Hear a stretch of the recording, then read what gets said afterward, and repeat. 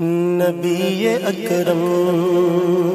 شفیع اعظم دکھے دلوں کا پیام لے لو۔ بسم اللہ الرحمن الرحیم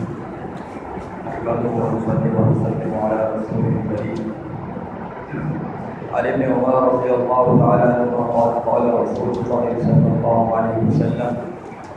ان اللہ جعل الحق على لسان عمر وقلبه۔ حضرت ابن عمر رضی اللہ تعالی سے روایت ہے کہ نبی کریم صلی اللہ علیہ وسلم نے ارشاد فرمایا کہ اللہ تعالیٰ نے حق کو جاری فرما دیا ہے عمر کی زبان پر، اور عمر کے دل میں اللہ تعالیٰ نے حق بات کو رکھ دیا ہے۔ تراویح سے متعلق ابتدائی گفتگو کل میں نے کچھ عرض کی تھی۔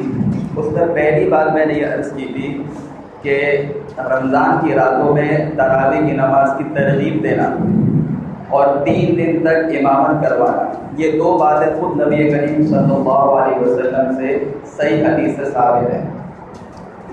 اور اس خدشے سے، اس خوف سے اس کو ترک کر دینا کہ کہیں امت پر فرض نہ ہو جائے، یہ بات بھی نبی کریم صلی اللہ علیہ وسلم سے ثابت ہے۔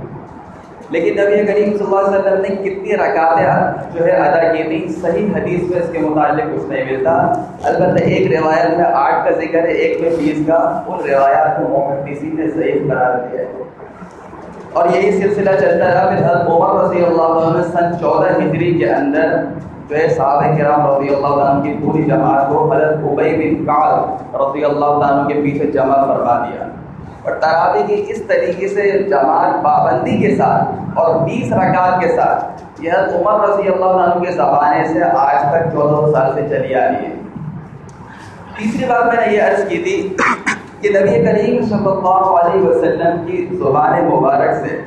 خود یہ الفاظ ثابت ہیں کہ تم پر میری سنت بھی، اور وہ سنت الخلفاء الراشدین المہدیین،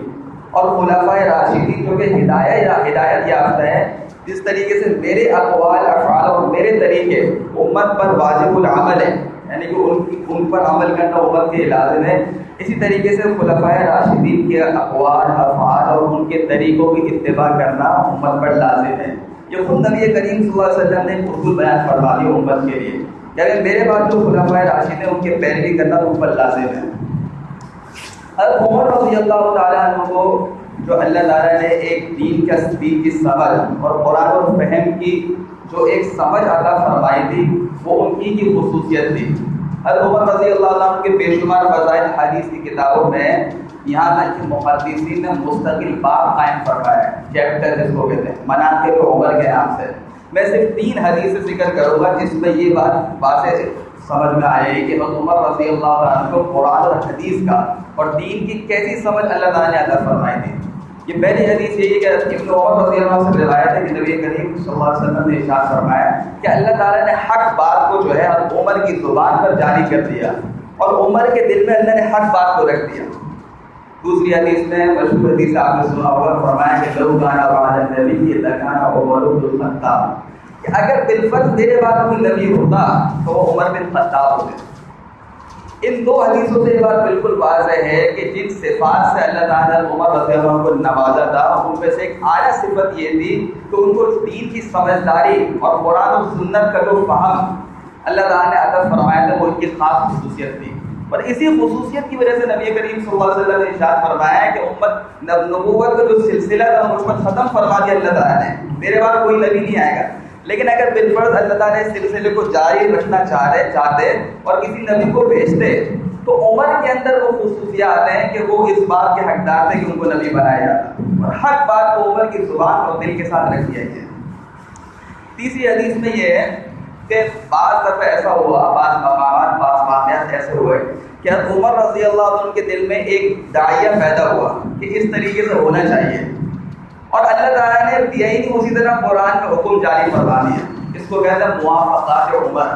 یعنی حضرت عمر رضی اللہ تعالیٰ عنہ کے خیال اور ان کے ارادے کے اللہ پاک نے تائید فرما دی۔ علماء نے اس کو جمع کیا، محدثین نے لکھا کم سے کم 15 واقعات ایسے ہوئے، اور میں صرف 3-4 کی طرف اشارہ کروں گا۔ ایک طرف ایسا ہوا کہ عمر رضی اللہ عنہ کو نبی کریم صلی اللہ علیہ وسلم نے دکھایا کہ بھائی یہ دیکھو یہ مقام ابراہیم ہے، تو عمر رضی اللہ عنہ نے فرمایا کہ بھائی اگر ایسا ہو جائے کہ طواف کے بعد اس کو نماز کی جگہ بنا دیا جائے تو غروب آفتاب سے پہلے سورہ بقرہ کی آیت نازل ہو گئی وَاتَّخِذُوا مِن مَقَامِ إِبْرَاهِيمَ مُصَلًّى کہ بھائی تم مقام ابراہیم کو نماز کی جگہ بنا لو. اور آپ کو پتہ ہے کہ طواف کے بعد ہر طواف کے بعد 2 رکعت پڑھنا جو ہے واجب ہے اور خاص مقام ابراہیم کے پاس پڑھنا واجب تھوڑی لیکن مستحب ہے. دوسرا یہ واقعہ پیش ہوا کہ پردے کا حکم نازل نہیں ہوا تھا تو صحابہ کرام رضی اللہ عنہ نبی کریم صلی اللہ علیہ وسلم کے گھر میں بھی جایا کرتے تھے. تو عمر رضی اللہ عنہ کے دل میں یہ بات ہوئی, یہ ارادہ ہوا کہ ازواج مطہرات کے لیے پردے کا حکم نازل ہوا تو بہت اچھا ہے کیونکہ ان کا مقام اور مرتبہ دیگر عورتوں کے مقابلے میں بہت زیادہ ہے, بہت اعلیٰ مرتبہ ہے. تو قرآن کریم کی سورہ احزاب کی آیت نازل ہو گئی وَإِذَا سَأَلْتُمُوهُنَّ مَتَاعًا فَاسْأَلُوهُنَّ مِن وَرَاءِ حِجَابٍ کہ صحابہ کی جماعت اگر اب تمہیں کچھ سوال کرنا پڑے, کچھ کام کی بات ہو تو پردے کے پیچھے سے ازواج مطہرات سے سوال کیا کرو. تیسرا واقعہ یہ پیش آیا کہ غزوہ بدر کے جو مشرکی کو پکڑا قیدی ہاتھ آیا تو اس کے متعلق جو مشورہ لیا ہے کہ ان کے ساتھ کیا کیا جائے. حضرت ابوبکر صدیق رضی اللہ عنہ اور دیگر صحابہ کی رائے تھی کہ فدیہ لے کر ان کو چھوڑ دیا جائے. ایک تو یہ کہ مال آ جائے گا, مسلمان ابھی اتنی طاقت کی حالت میں نہیں, اتنی قوت میں نہیں ہے اور آئندہ کی ایمان لانے کی امید ہے. اور عمر رضی اللہ تعالیٰ عنہ کا فیصلہ یہ تھا کہ اس کو قتل کر دیا جائے اور اسی کے متعلق سورہ انفال کی آیت نازل ہو. تو خاص کر ان واقعات سے یہ بات پتہ چلی کہ عمر رضی اللہ تعالیٰ عنہ کی خاص خصوصیت یہ تھی کہ قرآن اور حدیث کی سمجھ اور نبی کریم صلی اللہ علیہ وسلم کے ارشادات اور آپ کے طریقوں کا فہم جو اللہ تعالیٰ کو عطا فرمایا تھا وہ خاص ان کی خصوصیت تھی. تو اگر صرف عمر رضی اللہ تعالیٰ کی اسی خصوصیت کو سامنے رکھتے ہوئے تراویح کی 30 رکعت کے حکم کو دیکھا جائے تو وہ کافی تھا امت کے لیے عمل کرنے کے لیے. لیکن مستقل 3 طریقے اس کے ساتھ ہیں. ایک تو یہ ہے جیسے میں نے عرض کر دیا خود نبی کریم صلی اللہ علیہ وسلم نے الگ سے ارشاد فرما دیا کہ بھائی دیکھو امت کو یہ تنبیہ کر دی جس طریقے سے میرے اقوال اور افعال ہمارے لیے واجب العمل ہے اسی طریقے سے خلفائے راشدین کے سنت کی پیروی بھی لازم ہے. علیکم بسنتی و سنت الخلفاء الراشدین اور بے اتفاق اجماع امت عمر رضی اللہ تعالیٰ عنہ خلیفہ راشد ثانی ہے. پہلے حضرت ابوبکر اور دوسرے عمر رضی اللہ تعالیٰ عنہ. تو دوسری دلیل تو یہ ہو گئی. پھر تیسری بات یہ ہوئی کہ عمر رضی اللہ عنہ جب یہ فیصلہ کیا کہ 20 رکعت تراویح ہوگی روزانہ پابندی ہوگی تو کسی صحابی نے اعتراض نہیں کیا, نکیر نہیں کی, بلکہ شوق کے ساتھ اور پابندی کے ساتھ 20 رکعت پڑھ. اور صحابہ کرام رضی اللہ عنہ سے یہ بات تو بالکل بعید ہے کہ ان کے پاس کوئی ایسا فیصلہ سنایا جائے جو قرآن اور حدیث کے خلاف ہو, جو اللہ کے رسول کے ارشادات کے خلاف ہو اور وہ اس پر نکیر نہ فرمائے. اللہ معاف کرے, ہمارے ساتھ تو ہو سکتا ہمارا تو ایمان کمزور ہے لیکن صحابہ کے ساتھ یہ بات ہو ہی نہیں سکتی. وہ تو فوراً پوچھ دیا کرتے تھے بھیا آپ یہ کیسا فیصلہ کر رہے ہو اللہ کے رسول علیہ السلام کے ارشاد کے خلاف. لیکن تمام صحابہ نے اجماع کر دیا اور آپ یہ جانتے ہیں کہ اجماع ایک شریعت میں مستقل دلیل ہے.